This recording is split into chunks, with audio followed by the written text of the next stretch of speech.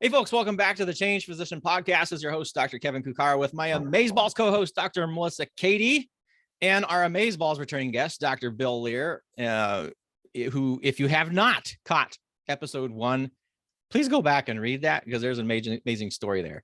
And we're going to continue this journey into episode 2 with what happened with Dr. Lear after he has now finished his Mohs fellowship and he's practicing in Oregon. So great to have you back, Bill. Nice to be here. Thanks, Melissa and Kevin. All right. So as we left, you had completed your Mohs fellowship at UW, and then you came down. I'm kind of laughing because it's like, oh, Woodburn's underserved. Well, yeah, and Woodburn's on the I-5 corridor, about 20 miles from Portland, but we don't make the rules. So you're in Oregon now, and then you're a practicing Mohs surgeon.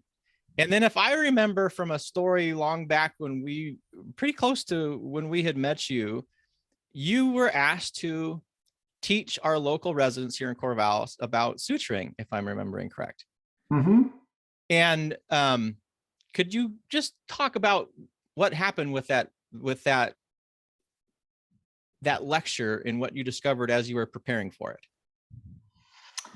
I'm not sure about this lecture in particular, but when I first came to Oregon, I always kind of knew that in my practice I wanted to have some kind of educational focus. Like the first day I showed up, my Mohs crew, we keep a log of our Mohs cases, and I said, no, these can't be the logs, because I want logs that if we have a fellowship program, they'll be compliant with fellowship rules, because I knew that the logs had to be a certain way. So from the very start, from the very first day I was Oregon, I knew that I wanted to be involved in education. I wanted to have a fellowship.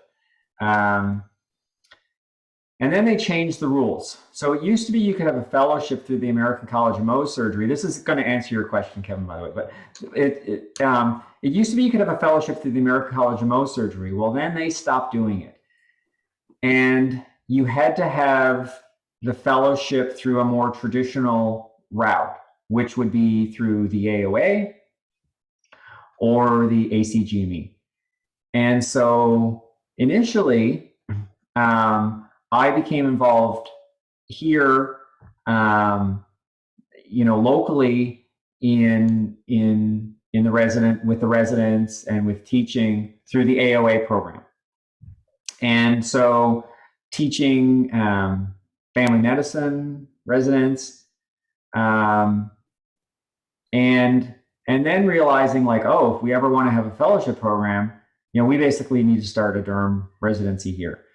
So John Young, who owns Silver Falls, didn't even know this was a thing, that we could have like a derm residency program. And so we met in his office with Nancy Bell, who used to be at Samaritan, and she's outlining, like, yeah, this is what you need. Like, you need a Mohs surgeon, and you're a Mohs surgeon. You need a derm. You're a derm. John's derm. Ideally, you have a derm path, which we were getting, and you need a certain volume, and we had that volume. And she said, yeah, you guys, we could sponsor. You'd be the sponsoring. Samaritan would be the sponsoring institution, or at the time, OptiWest would be the sponsoring institution, and you can be involved in training. And we were just like, wow, that's like so cool.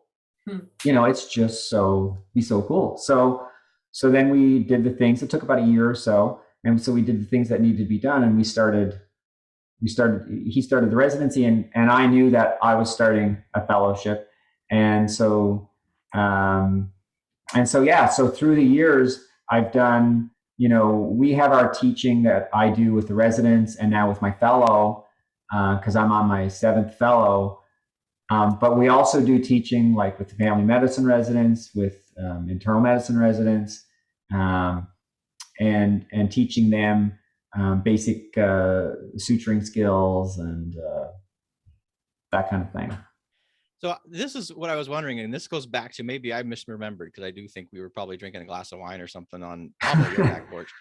And you were talking about preparing for a lecture and how you went back to the actual literature on. Oh, yes. Yeah.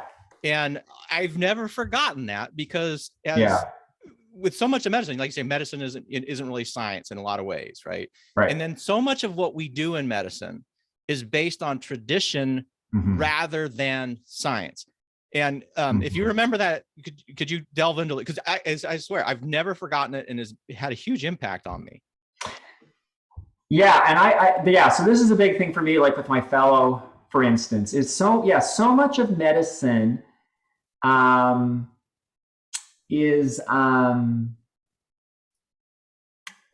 it's like ancestral almost. It's like, you think about how many things in medicine are named after somebody, right?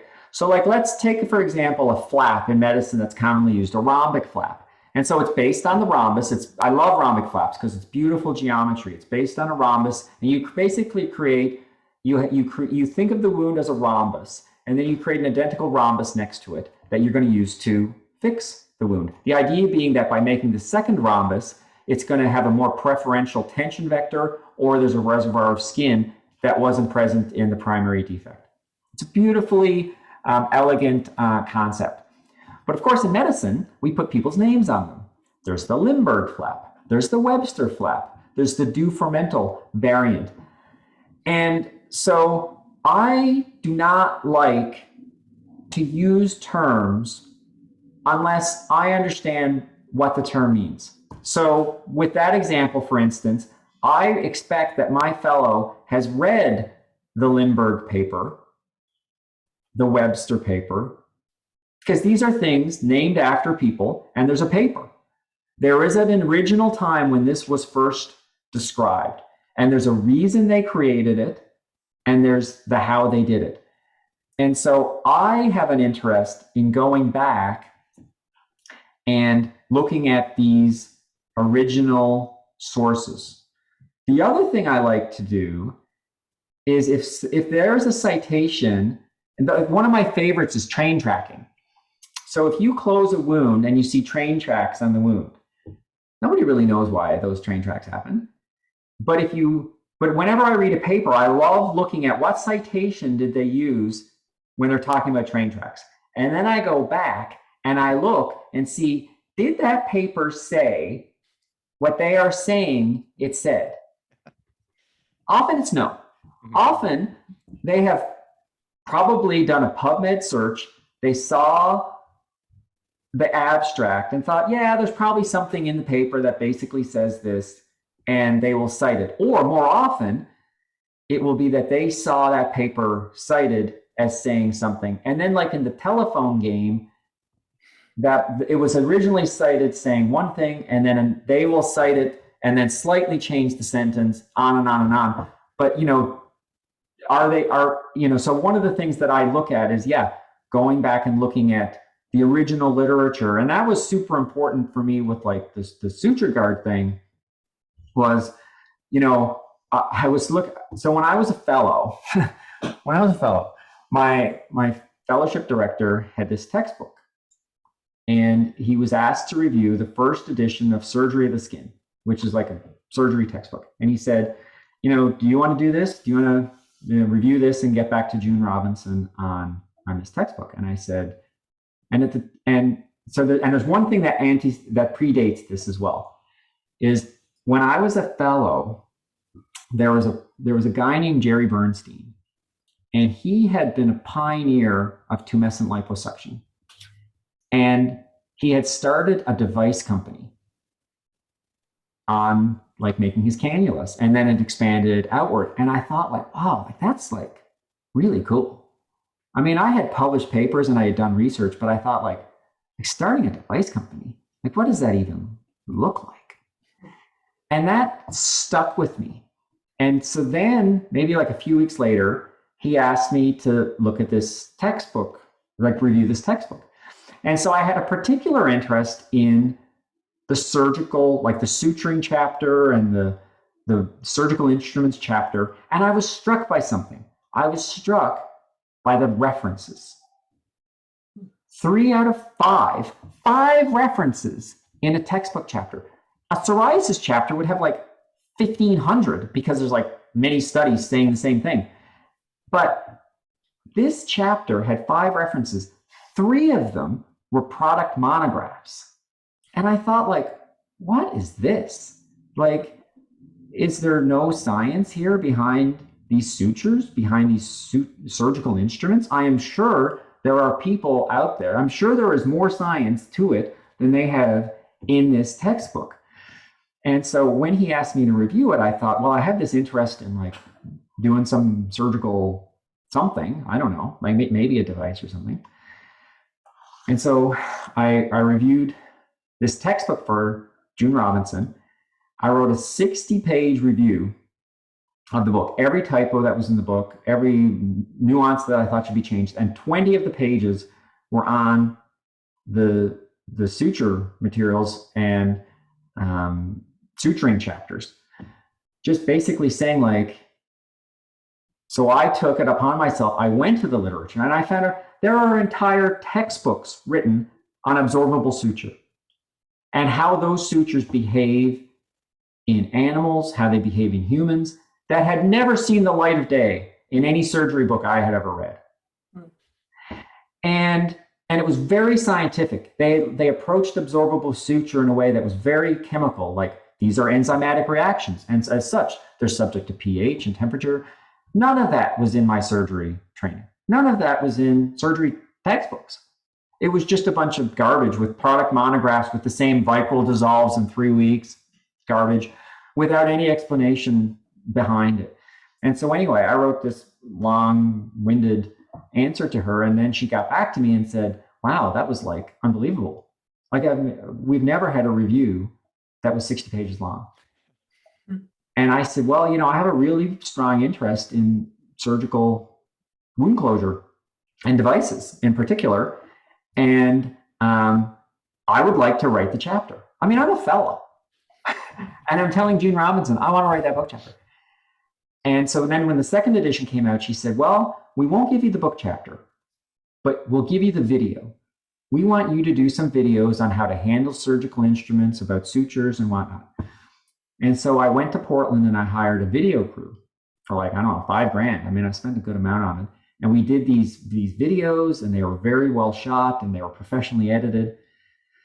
And so I sent these videos in, did a ton of work on it. Really, again, went back to original sources on why were these instruments developed? How are they intended to be held? How do you best hold a pair of scissors? What are the physics behind cutting with scissors? And then Tom Rohrer reached out to me for these videos that I did for the second edition. And he's like, this is crazy. Like, nobody else has videos like this. They're all shot on an iPhone with a ring light. Like, you know, this is like some good stuff you've done here. And he said, and I said, yes, because I want to write that book chapter. And so then for the third edition, they let me write the book chapter. And so initially I had like 10,000 words, and I had like 50 or 60 references, but they made me limit the words. They made me limit the references, which I thought was weird that I have to limit the references, but anyway, whatever. And so it was really out of that you know, that Suturegard was kind of born, because I had developed such deep knowledge out of writing that chapter, and in really going back to what do absorbable sutures do, and how well do they really work, and what are they doing? Like, by asking those fundamental questions and getting my own answers to it, like, I internalized the knowledge in a way that I couldn't if somebody told it to me. And one day I was holding Julia, and all of this was swimming because I had, you know, the chapter had just come out and it was still swimming around in my head. And I just had this idea. And it ended up pivoting, because pivot is a big part of starting any business. But it was all because I wrote that textbook chapter, and I had just really fundamentally taught myself at a very, very, very deep level about surgical wound closure, about the materials used, about the instruments used, about wound healing. I just internalized it in a different way than if somebody had taught it to me. So we're using a term called Suturegard. Suturegard is your current company, but what I would love you to develop into a little bit more, you have this wealth of surgical closures. You've written the chapter. What was the problem then with how we close wounds that Suturegard was then created to answer? Right. So the original problem I was solving with Suturegard, we didn't solve with Suturegard. We solved it with HemiGuard, which was the second product. But originally, I guess I had two fundamental thoughts. The number one thought I had was, I didn't believe deep sutures were as effective as people were claiming they were. Deep sutures, most modern deep sutures are synthetic. They're not, they're not gut. Yeah. Can you explain deep sutures for somebody who may not know? So deep sutures are sutures that are absorbable, so they dissolve and they reside in the lower layer of the skin. So if you've got an open wound, you'd put the deep sutures here, that would pull the wound together. And then on the top, you could use glue or sutures or staples. And so most wound closures involve a layered closure where the deep layer uses absorbable sutures and the top layer is suture, staples, or glue, whatever you use on the top. But a lot of faith is put in the deep stitch, a lot of faith. And I wasn't a believer anymore. Most absorbable sutures are synthetic and they break down by hydrolysis. And like any hydrolytic reaction, that will be accelerated by pH, temperature, salt concentration, tension. Many, many factors will affect that breakdown. And so when people say, well, Vicryl lasts 3 weeks, that's an absolutely meaningless statement. So first off, a deep suture has breaking strength retention. So it's like a chain. A chain might still be strong, but if the weakest link is broken, it has no strength. It has mass, but no strength. And it's the same for deep sutures. So I guess I fundamentally had a feeling that deep sutures were not as effective as people were telling me they were, and that the dogma said they were, but the literature was not as clear to me. And it was only through deep, deep, deep understanding of that I kind of had that intuition. So that was my intuition. And then I thought, well, geez, most strength acquisition of wounds doesn't happen till 4 to 6 weeks post-op. And so I thought, well, there's a fundamental problem here of, I think deep sutures break down much sooner than people are telling us. Yet they're probably breaking down and the top sutures need to be taken out and whatnot before the wound is adequately strong. So that's really what I was looking at, is that gap.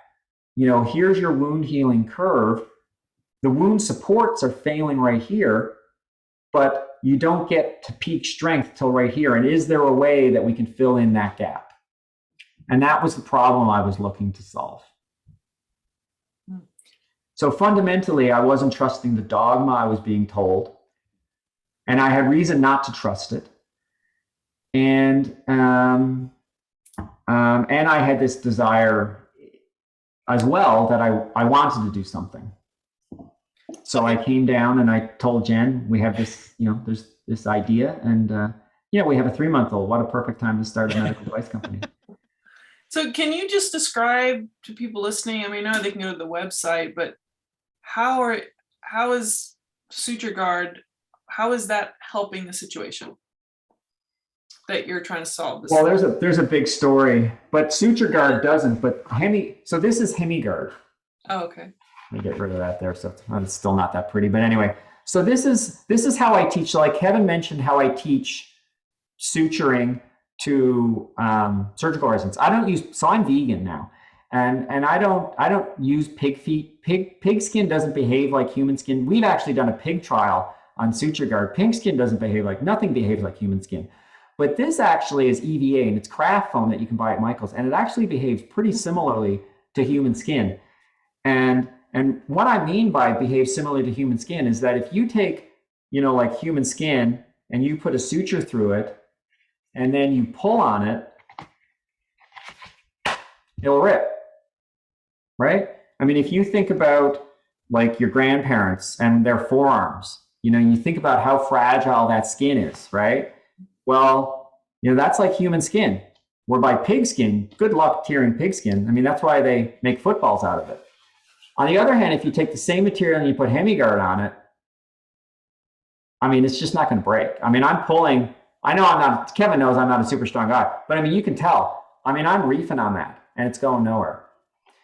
And so the original, and this gets into entrepreneurship here, but the original Suturegard product was this, which is a bridge.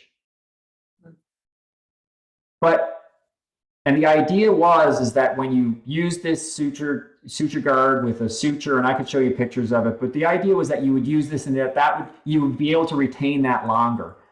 But in the essence, we weren't allowed to retain that longer. And so we had to do some pivoting in the business. And that pivot discussion would be an entire podcast in itself. And pivoting is something a lot of entrepreneurs have to do, and it's something that we had to do. So our original product did not solve the gap that I was looking to solve that very first day. But it does solve a gap. The Suturegard product does solve a gap. So the HemiGuard product solves that gap beautifully. It sits on top of the skin. You don't need it. It can withstand massive amounts of tension, and it's also been shown that there's better perfusion at the wound edge when you use a HemiGuard than if you have a plain suture. Mm-hmm. So it's superior in every way to using a plain suture. And notice, I'm not relying on deeps anymore. It doesn't even matter if I use deeps. These strips are FDA for like 2 weeks, but we have foot and ankle surgeons leave it on for a month. And so that's getting people past that hump of healing. So they're doing range of motion, post like ORIF and stuff, like fractures, like lower extremity fractures. They'll put these on and they'll leave them on for like 3 or 4 weeks. And no need for deep sutures. The deep suture is a nidus of infection. It's like a false promise of strength that in many cases is not borne out, especially if there's, any kind of infection or enzymatic activity or whatnot. And so really the first product, which was this, didn't end up solving it. We needed to pivot, develop a second product, which is this, to overcome that problem. So you had to be pretty determined to keep going, but as a pivoter, as an entrepreneur, there's a lot of money involved, I assume, to have development and all those things. Were those huge roadblocks along the way? Yes. Jen and I bootstrapped it for the first while. And then it just became too much. It became too much money, became too much time. And so Jen had done an incubator program here with Oregon State, which was very helpful. Like they taught lean methods and, Steve Blank kind of methodology for people who are into that kind of thing. And it was customer discovery. And through that, she had networked with a lot of people. Kevin knows she's a great networker. I'm not such a great networker, but she's very people oriented. And so through that, we met Dan Ladizinski because we had a potential investor who said, I run everything by Dan. Dan's a plastic surgeon and, he'll know. And so I remember talking to Dan one day and Dan's like, whoa, I'm really into this. Like, this is like, he's kind of like a counterculture person like myself. And so he's like, I'm really into this. And at the time he was practicing plastic surgery, but he knew he was going to retire when he was like 59 or 60. And he said, I'd like to become involved. And so, Jen and I went in full bore with Dan, and we had funded it ourselves. And then Jen got some grants from Business Oregon and from OSU, Oregon State here. And we got Dan involved. And Dan is incredibly adept at raising money.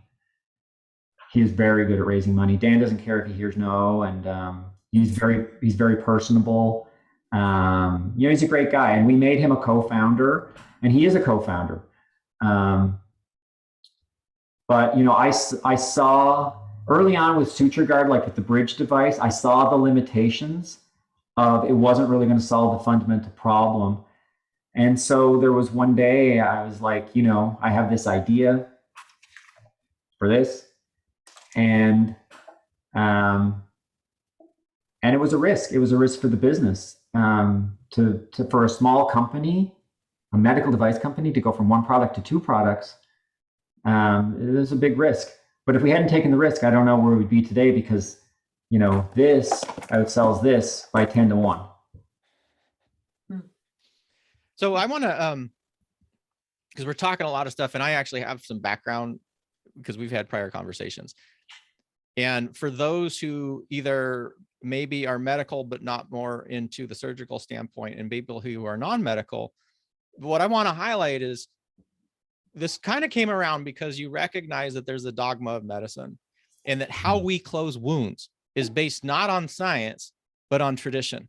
Mm-hmm. And when you actually looked at the science, you noticed that there was a problem, and particularly with how we close wounds. And if you're a non-medical person and you have, a cut or a laceration or a wound, and you want to get those edges together and heal over time, the risk that you don't want to see is if it breaks and you get infection in there. Those can be catastrophic, and certain infections can be even worse.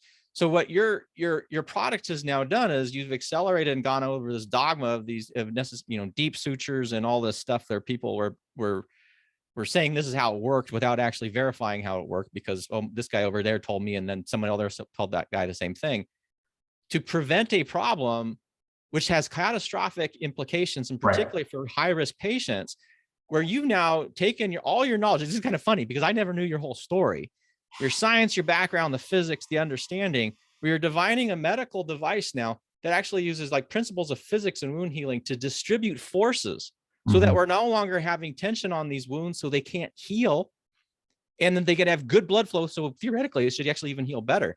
So yeah, and you glassed all over that. And I was trying to pull it out of you because I'm like, no, Bill, this is like such a cool thing, because this is a huge problem, and you applied all your medical knowledge to solve it in such a way that actually not only from a business standpoint is a good business, but actually solves a real problem, versus businesses out there that are like, oh, we're pivoting. It's like, this is a stupid, worthless thing that extracts value of people, but doesn't actually provide anything, versus compared to Suturegard. So yeah. I mean, I think, and as a business, like I had a colleague the other day approach me because they have, it's a physician who has an idea. And I'm always kind of like, when somebody has an idea, the idea is very fragile. You don't want to stomp on their idea.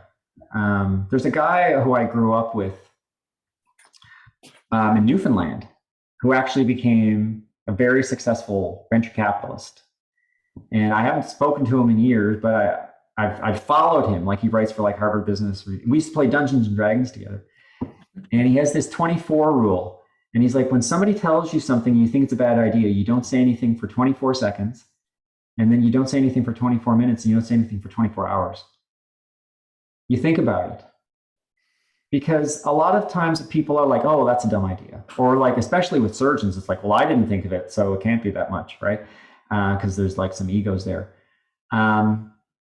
But anyway, so she came to me and she was like, I have this new idea, and I wasn't totally sure on it, but I'm encouraging. But at the same time, I'm always like, fundamentally, like we have value analysis committees, and there's always the same question. And it's, what problem are you solving? And if you can't answer that question, that's a problem. That's the problem.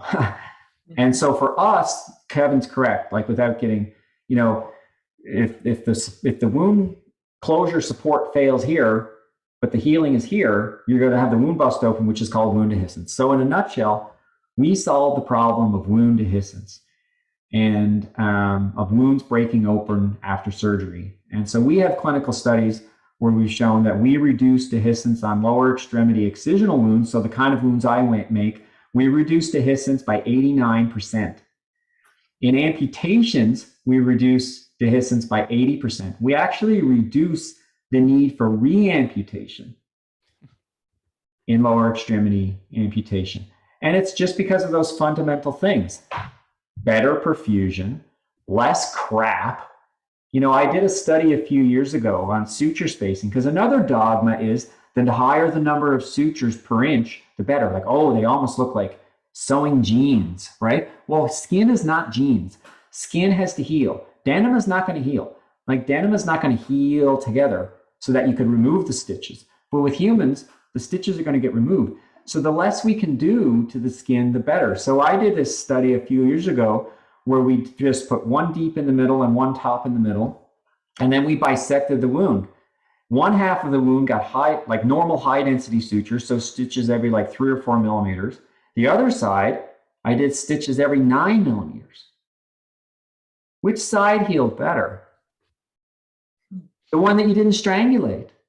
It's Goldilocks. You want to put in enough support. It's not like sewing jeans. With sewing jeans, you can't have too many sutures. I'm sure there's people who sew jeans and it's like, yes, you can put too many sutures.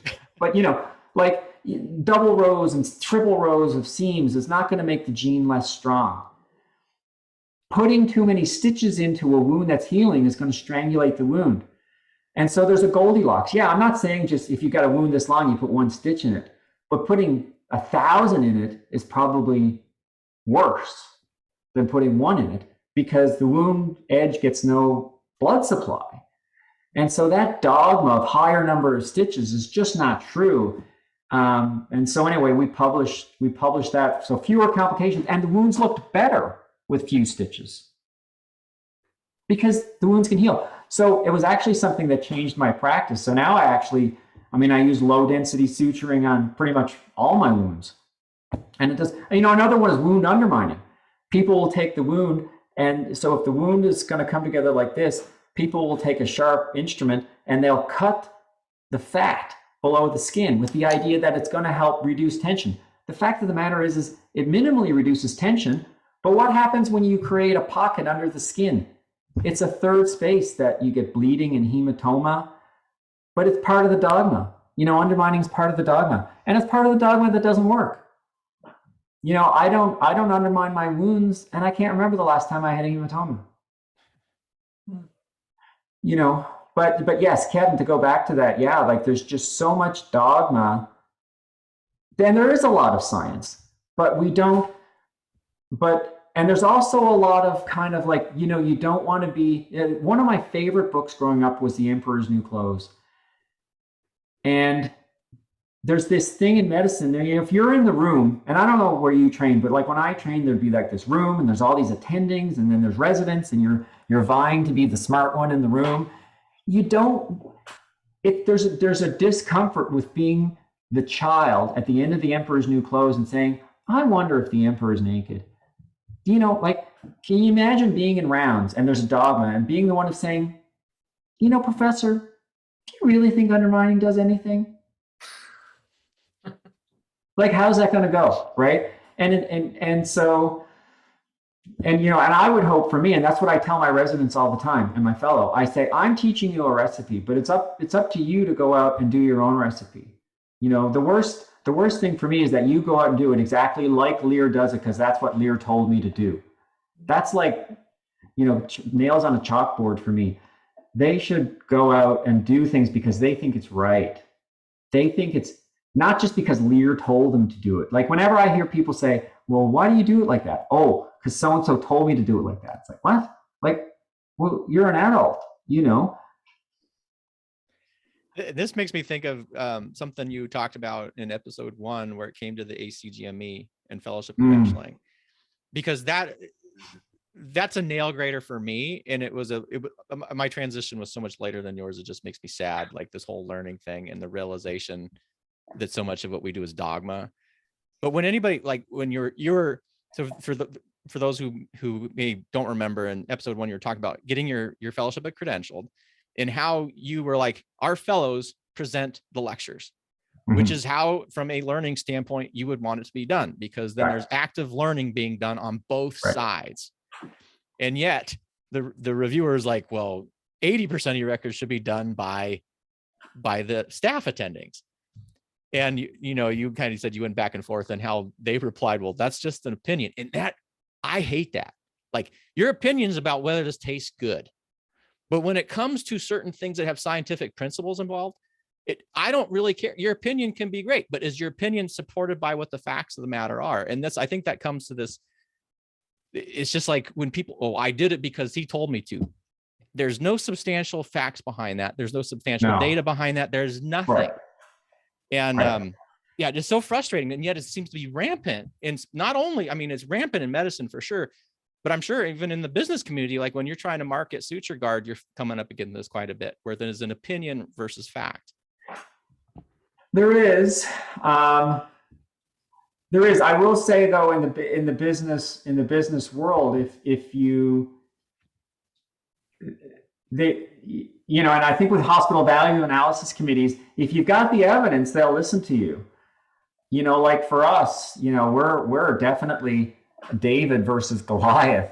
We're like David's weak, ugly cousin, and but we come to him and we're like, well, here's our data. It's hard to argue with it. It was a long time coming. Like I started this May 2015, and it's really only the past year that it's kind of all taken off. And so it takes a long time. It takes a long, it's like anything else. It's like I tell my fellows, it's a marathon, not a sprint. And what we did at Suturegard was we built a foundation. We did an animal study, taught us a ton. It's actually a study where we showed that deep sutures do not last as long as is commonly thought. Deep sutures in our study, in the closest model to human in skin healing, which is Yucatan hairless pigs, by the way. In Yucatan hairless pigs, deep sutures provided no mechanical benefit to the wound at day 10, and that was the earliest time point we tested. Whether there was deep sutures in there or no deep sutures, they had the same strength. So deep sutures failed before 10 days. Are they even effective at day 5? If you look at the wound healing milieu of the skin, it is a violent place. Neutrophils coming in, mast cells coming in, lymphocytes coming in, fibroblasts throwing up collagen networks, collagenases coming in and breaking stuff down. Like, that is a hostile environment. There's a lot of enzymes in there that are going to help with hydrolysis, temperature fluctuations, pH fluctuations. When they quote strength of absorbable suture, they do it based on putting it in a third space of a rat or physiologic saline at body temperature. That's not like the healing dermis. That's a totally different thing. But because we built such a solid foundation at Suturegard where we asked fundamental questions, we answered them, and we published it in peer-reviewed journals. And we did that from day one. And I think by doing that, we really built a solid foundation. Like I see other medical devices, some of which have been acquired and some have been acquired for like 9 figures. And the data sucks. There's none of those actually. The data sucks, and I'm not going to call out specific devices or categories here, but there is still, it's 2021 and snake oil is alive and well. And, but, I don't focus on, it doesn't help me to focus on that and to say, oh, look at that over there, right? All that helps me is to say, we're telling our story. We are, from day one, we questioned deep sutures, and we didn't just question it, we did a study and we published the study. We questioned undermining. We don't just question it, we do the study. We questioned suture spacing. We questioned blood supply, and we don't just do it, so like I had this hypothesis about HemiGuard and blood supply because we knew that, there was less stress on the wound edge. And if there's less stress, if you press on your skin, if you put stress on your skin, what does it do? It turns white, and it turns a while, I don't know if you can see that on my hand, but, touch the back of your hand, you'll see it turns white and it pinks up again. Stress reduces blood supply. And so I thought, well, if there's less stress at the wound edge, there should be better perfusion. So what do? We rented a $100,000 non-contact perfusion instrument so we could measure perfusion. And we showed it's better with HemiGuard. And we had these unbelievable pictures. showing hemiguard on one side, a 2-0 nylon going through human skin. One side is hemiguard, one side is normal unprotected suture. I mean, I would show it to the patients while I was operating on them, and I'd say, which side looks better? And it's like, oh, that side. Right? And so, we weren't, again, like, there's nothing special about me. I'm just a person that is a simple-minded person, I guess, where I just have really simple, basic questions, but I want good answers. And an answer for me is I was told to do it, or because somebody who's popular and famous does it, doesn't cut it for me. I don't really care. I don't really care that this famous Mohs surgeon, that's how he sews stuff up. That is totally irrelevant. What's relevant to me is, does it make sense? Is there some evidence behind it? That's to me is a more compelling argument. I just have to say, from the first episode to this, it's very obvious you're willing to drop the ego and ask those simple questions that so many people are not willing to ask, don't have the awareness to ask. And it's funny, Kevin, I think about core truths about all three of us. And I think we all fundamentally want to know the truth. And when it comes to our patients, I think that's ideal. And that there's a lot of bias and belief out there. And there's so many things embedded in what you say about learning comes from within, but also that it should never stop. And yes. So, I totally agree. It should never, and I guess that's the other thing too, is like, and in our children, like instilling a love of learning, like you want to learn, and there's joy in learning. And I guess that's the thing for me, is that I do love to learn. Like, I remember a few years ago, I had never read Greek classics as a kid. And I read, I don't know even how I came to read it. I read the Iliad, and I was just like, oh my God, I can't believe I had never read this before. And I got so into like Greek mythology, and I got so into it, I started teaching myself to read ancient Greek. And I took this like thing. And so, but, I think, and I don't know, what it was in my background or your background that makes, us want to learn, but it's something that if we can instill that in our children, it doesn't matter that, this or that. What's important is that, you love to learn, and you want to keep learning, and you just keep asking basic questions and looking for quality answers.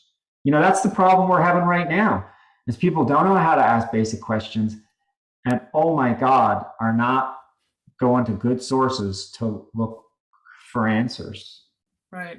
I mean, like for me, I don't even care if the president of the Mohs College does something, let alone if my Aunt Millie in Nebraska says something about a vaccine or whatever else, and so, but yeah, I mean, I think that fundamentally, like for our children, if we can tell them, like, this is why we're learning, so you're not duped. It's not the Emperor's New Clothes, right? I mean, that was my favorite book, probably for a reason, because that child at the end of the Emperor's New Clothes was like, you know what? You look naked, and I'm going to call it out. And it doesn't take a genius. It doesn't take a genius. It just takes normal people having the bravery and the confidence to ask simple questions like, are you wearing any clothes? Yeah. And when it comes from within, there's an innate passion that Right. can drive the ambition to actually enable positive change. Seriously. Yeah, it has to come from within. I was talking about tennis the other day with Kevin knows, but I've taken up tennis. So my daughter plays tennis and is way better at tennis than I am, and she's 9. But I keep learning, but I want to learn tennis. And, I was telling him, like it's a marathon, but not a sprint. And we were talking about like kids developing in tennis and going on to play college tennis and stuff. And I was telling him, it's like, it's not how much I want her to play tennis. It's how much she wants to play tennis.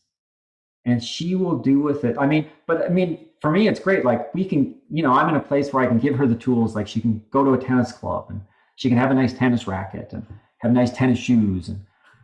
But in the end, it has to come from within her to play tennis. It has to come from within somebody if they want to start a business. It has to come from within somebody to do these things. And yeah, I'm a big believer in that. Kevin, any last thought? There's only about 10 episodes we can do, I think, seriously. But we know you have an appointment, and since I know where you are, it'll be easy to grab you back and pull you. Hopefully, this was not a unpleasant experience. No, this was wonderful. It's delightful to speak with you both. So I would just ask you. So we kind of talked about your career in episode 1, and we talked really briefly about Suturegard and sort of the problem it solved here. But if we, in the last 5 minutes, if we have a physician out there who perhaps is interested in designing a business, or perhaps is thinking or wanting to say that the emperor has no clothes, what kind of final words would you give them? The same one I had from my friend the other day is you need to fundamentally think about what problem are you solving, and for whom are you solving it, and how? Those are the 3 questions. So like for me, well, our problem is wound dehiscence. Everybody who sews a wound has a problem with wound dehiscence, but it's a problem of different degrees for different people. So if you're an ER doc, and like the classic, you get a lac right here and you glue it and it pops open. It's a problem, but it's a problem worth this much. If you have $20,000 of hardware in a lower extremity fracture and that thing pops open, that's that problem.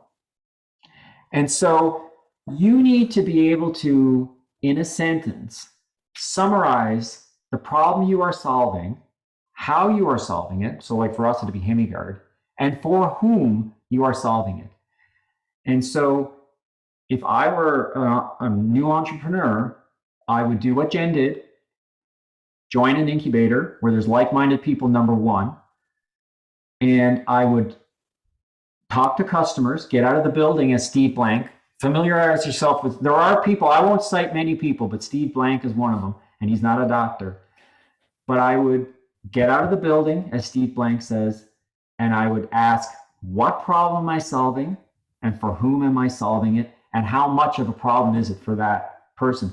Because by answering those questions, there's like TAMs and SAMs and like total addressable market and serviceable, all this, that's all like down the road. Those are ways of quantifying those 3 questions. And so if I had a potential idea, I knew dehiscence was a problem.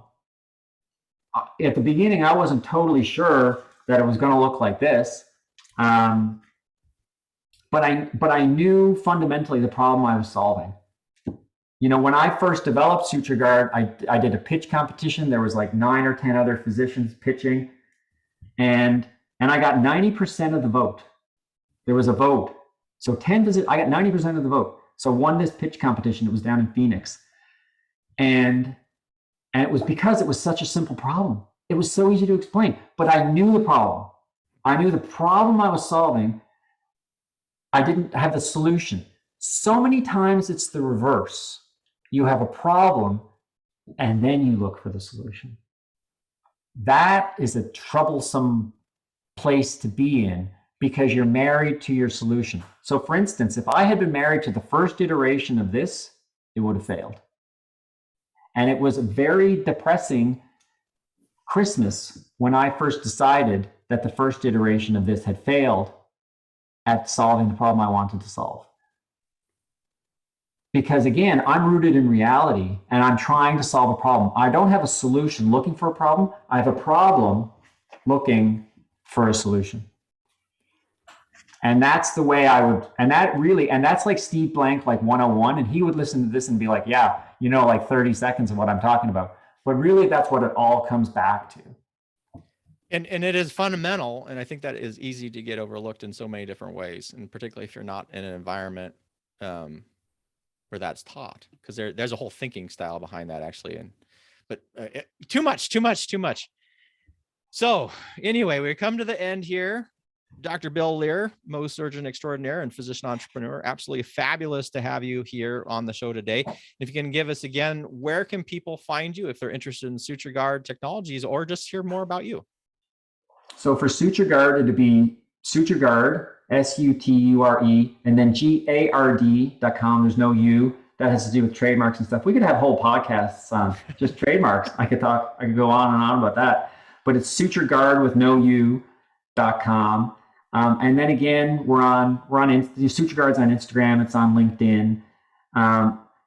We sell to a lot of hospitals and a lot of surgeons. So I'm not great with social media, and we actually have a new social media company. So we're starting a new campaign and stuff. And so maybe I'll be on it a bit more, but yeah, if people wanted to email me their questions, they could email me at Bill, Bill, at Suturegard.com, or again, direct message me through LinkedIn, because I am on LinkedIn a fair bit. Fantastic. Awesome. And Melissa, you want to take us out?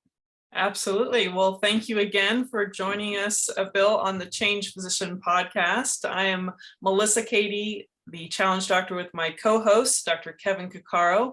And if you don't know what the Change Physician is all about and you just ran into this video, feel free to reach over to or go search out the changephysician.com to learn more about us and what our mission is, and to join the community. Whether you're a physician or a physician ally, you can always reach us on comments on YouTube or all of our podcast venues, or Instagram or Facebook. And we look forward to seeing you in the next episode. Take care. Stay well, folks.